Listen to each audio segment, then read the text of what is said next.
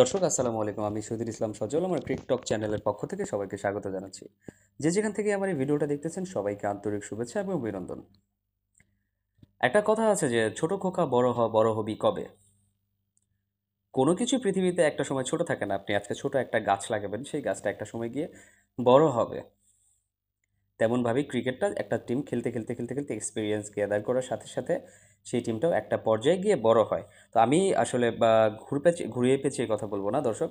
তো যারাই আমার এই ভিডিওটা দেখতেছেন সবার কাছে একটা রিকোয়েস্ট থাকবে, অবশ্যই একটা সাবস্ক্রাইব বাটনে একটা আহ, কি করে ওটাকে সাবস্ক্রাইব করে দিবেন। তো বলতে চাচ্ছি যে বাংলাদেশ কি কোনো দিক থেকে ভারতের চাইতে এগিয়ে নাই?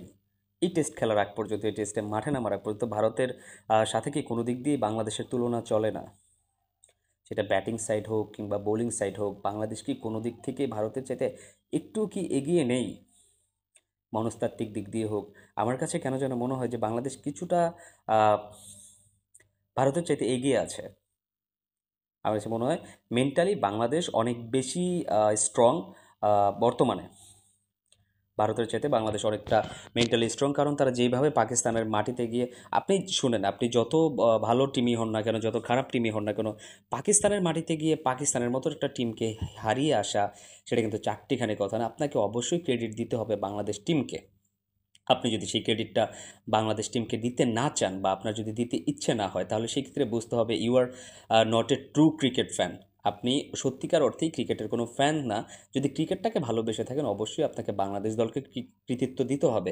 এটা আমি অবশ্যই বিশ্বাস করি যে বাংলাদেশ যদি এই দুই টেস্টের যে কোনো একটা টেস্টে ভারতকে হারিয়ে দিতে পারে, এটা আমার কাছে যেটা মনে হয়, আপনারা যারা ভারতীয় ফ্যান্স আছেন, যারা ভারতীয় ক্রিকেটটাকে ফলো করেন, যারা আমার এই চ্যানেলের সাথে যুক্ত আছেন, যারা আমাকে দেখেন, তারাও অবশ্যই খুশি হবেন। কারণ দেখা গেছে যে ভারত তো অলওয়েজ জিতেই আসছে। ভারত টেস্ট র্যাঙ্কিংয়ের এখন দেখেন অনেক উপরের দিকের টিম, অনেক উপরের দিকের টিম। ভারত যদি এই টেস্ট বাংলাদেশের সাথে দুইটা জিতেও যায়, ভারতের জন্য কিন্তু আপনার ওয়ার্ল্ড টেস্ট চ্যাম্পিয়নশিপ খেলাটা, ফাইনালে খেলাটা অনেক বেশি সহজ হয়ে যাবে, অনেক বেশি ইজি হয়ে যাবে। তো ক্রিকেটটা যদি সবার জন্য এত বেশি ইজি হয়ে যায়, কম্পিটিটিভ না হয়, সেই ক্ষেত্রে কিন্তু ক্রিকেটের মজাটা অনেক কমে যায়।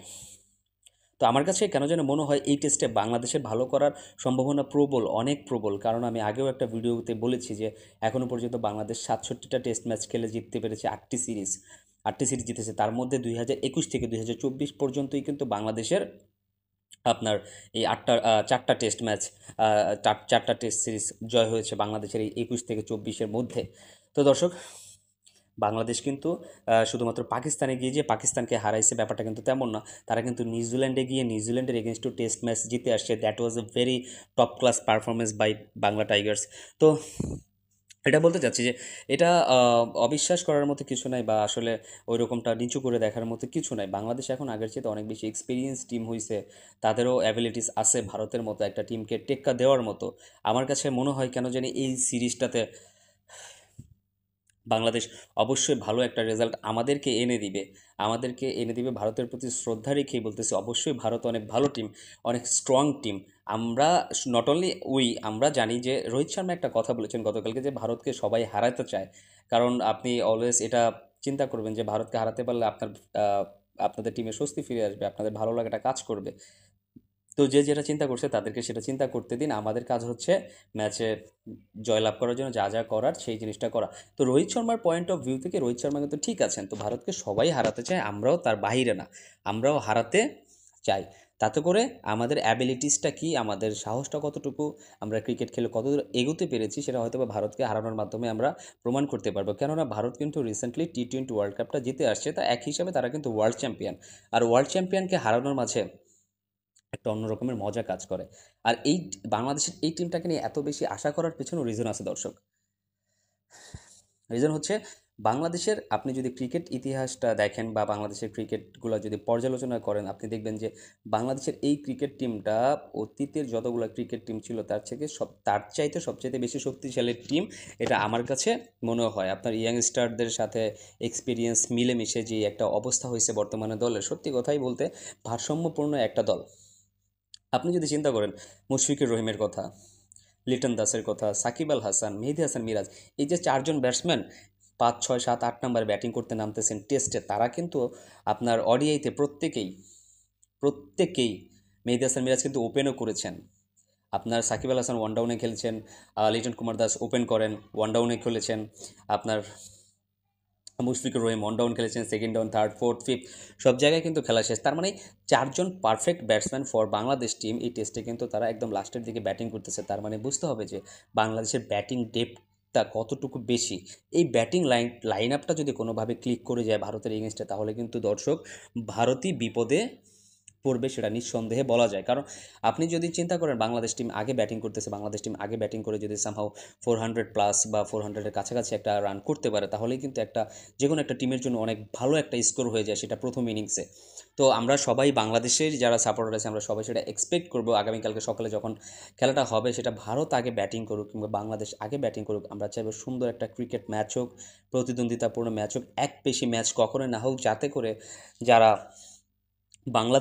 বাংলাদেশের ক্রিকেটটাকে ছোট করে দেখেন, আপনার ভারতের যারা ফ্যান্স আছেন অনেকেই হয়তো বা বাংলাদেশি ক্রিকেটটাকে অনেক বেশি ছোট করে দেখেন, তারা অ্যাটলিস্ট এটা বুঝতে পারবেন যে বাংলাদেশ আর আগের থেকে ছোট নয়। আমরা চাই ভারতের সাথে হাড্ডাহাড্ডি একটা লড়াই চাই, আমরা জিততে চাই ভারতের এগেনস্টে।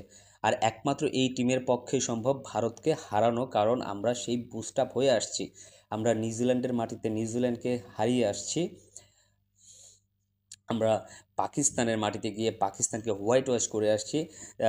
এক কথায় বলতে গেলে বাংলাদেশি টেস্ট ক্রিকেটের ইতিহাসে কিছুদিন আগের যে সিরিজ জয়টা আমরা পেয়েছি, সেটা সেরা একটা সিরিজ জয় ছিল আমাদের কাছে। যদিও এটা সত্যি কথা, ভারতের এগেনস্টে আমাদের স্ট্যাট কিন্তু খুব ভালো না। এখনও পর্যন্ত আমরা 13টা টেস্ট খেলেছি ভারতের এগেনস্টে, আমরা জিততে পারি নাই একটাও। 11টা টেস্টই আমরা হেরেছি, 2টা টেস্ট ড্র হয়েছে। তো আসলে পিছনের কথা পিছনে ফেলে আসতে চাই, নতুন বাংলাদেশ এসেছে। সেই বাংলাদেশে আপনার অনেক বেশি প্রত্যাশা, সেই বাংলাদেশের কাছে সবার কোনো রকমের চাপ ছাড়া তারা মাঠে নামবে, খেলবে, ভারতকে হারানোর জন্যই খেলবে, এটা আমার দৃঢ় বিশ্বাস। তো দর্শক, আপনারা যারা আমার এই ভিডিওটা এতক্ষণ কষ্ট করে দেখলেন, তারা অবশ্যই আমার এই ভিডিওটাতে কমেন্টস করে যাবেন যে বাংলাদেশের এই টিমকে সামহাও কোনোভাবে পারবে কিনা ভারতকে আটকে দিতে, পারবে কিনা নাহিদ রানা, তাসকিন আহমেদ, হাসান মাহমুদরা, ভারতের রোহিত শর্মা, বিরাট কোহলি, শুভমান গিল, ইয়াশাসবি জয়সওয়াল, রাহুল, ঋষভ পান্ত, এদেরকে আউট করে, খুব দ্রুত আউট করে বাংলাদেশকে এই টেস্টে শক্তিশালী একটা স্থানে নিয়ে যেতে পারবে কিনা, বাঙালি পারবে কিনা ভারতকে হারিয়ে তাদের ইতিহাসের আরেকটা অনবদ্য টেস্ট জয়ের স্বাদ নিতে, কিংবা আমাদেরকে সেই স্বাদের উম, অংশীদার করতে পারবে কিনা, সেই জিনিসটা অবশ্যই আপনারা কমেন্টস করে আমার এই ভিডিওটাতে জানাই দিবেন। তো দর্শক, আপনাদের সাথে দেখা হবে কালকে। আবার কালকে খেলা শুরুর পরে যখন বাংলাদেশ কি করবে বা ভারত কি করতেছে, সেই ব্যাপারে অবশ্যই আমি ভিডিও নিয়ে আপনাদের সামনে আসবো। ততক্ষণ পর্যন্ত সবাই let's chair up for Bangladesh. Bangladesh ভালো করবে এই প্রত্যাশাতে। সবাই ভালো থাকবেন, সুস্থ থাকবেন। আসসালামু আলাইকুম।